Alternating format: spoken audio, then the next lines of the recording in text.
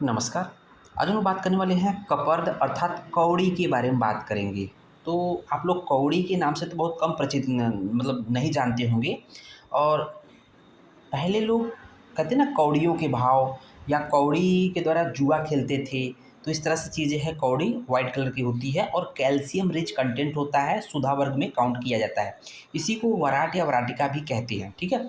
अब देखते हैं पर्याय। तो कपर्द या कौड़ी के पर्याय क्या है जो रसशास्त्र के अंतर्गत है।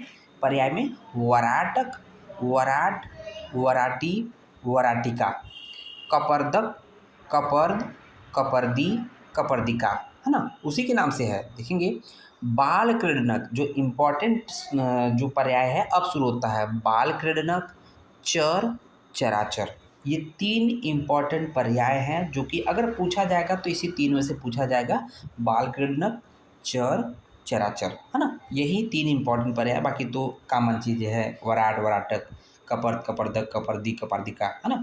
प्राप्ति स्थान की बात करते हैं, कहाँ पर मिलता है? तो देखेंगे ये समुद्री प्राणी है, अर्थात समुद्र में पाया जाता है। समुद्री प्राणी है। और किस फाइलम का है? तो फाइलम मोलस्का, जिसमें घोंघा आता है। पाइला जिसको बोलते हैं, उसके उसी वर्ग का, उसी फाइलम का ये प्राणी है। और इसके लार्ज सी स्नेल, इसको बोलते हैं लार्ज सी स्नेल का कवच। कहने का मतलब इसको लार्ज सी स्नेल का कवच होता है। एक्चुअली ये जो कपर्द या कौड़ी होता है, एक्चुअली इसे उसकी एक कवरिंग होती है, प्रोटेक्टिंग कवरिंग होती है।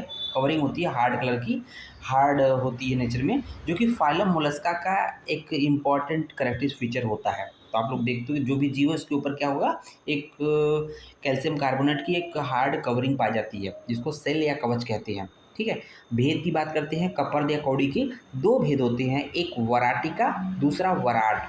तो सबसे पहले वराटिका के लक्षण देख लेते हैं, जो ग्राह्य होता है, किस तरह का वराटिका का सेवन यूज किया जाता चाहिए। तो देख रहे होंगे पीत आभा, ग्रंथिका, पृष्ठे दीर्घवृत्ता, वराटिका, है ना? रस रस वैदैर विनिष्ठा, सा चराचर संगिका। ठीक है।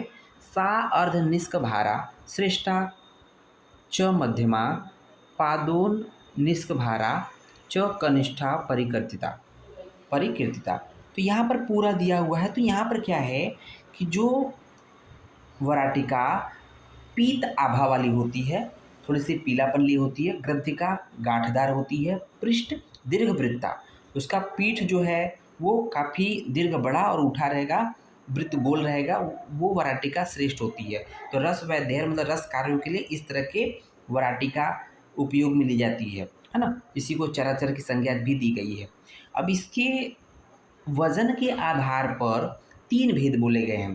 तो देखेंगे सा अर्धनिष्क भारा। सा अर्धनिष्क भारा मतलब 1 सही 1/2। निष्क भार वाली जो होती है वराटिका श्रेष्ठ होती है।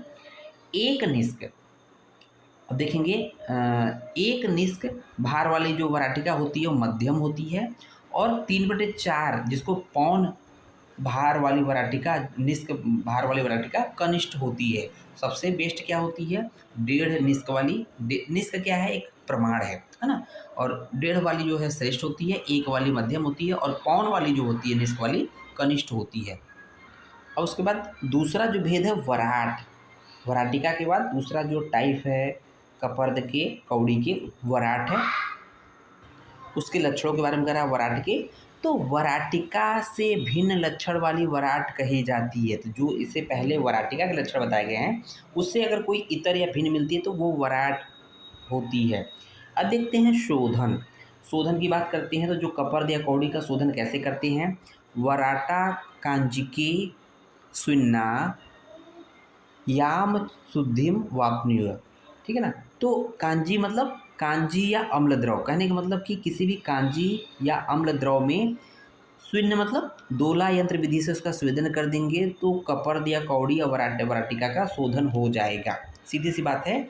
अम्ल द्रव में या कांजी में। ठीक है। मारण की बात कर लेते हैं। तो देखेंगे आनंद प्रकाश में दिया हुआ है अंगराग्नो, अंगार अग्नो स्थिता, धमाता, सम्यक प्रोफुल्लिता,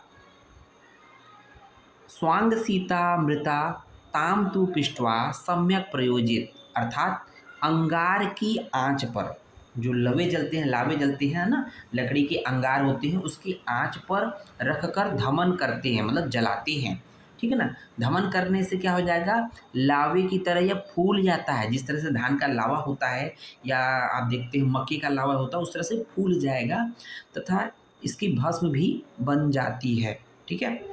अब देखते हैं लास्ट में योग की।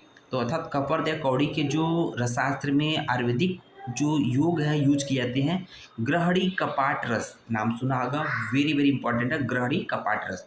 दूसरा है अग्नि कुमार रस, तो ये भी कहीं ना कहीं मंदाग्नि वाले कंडीशन में होती है, अग्नि को दीप्त करने के लिए दी जाती है।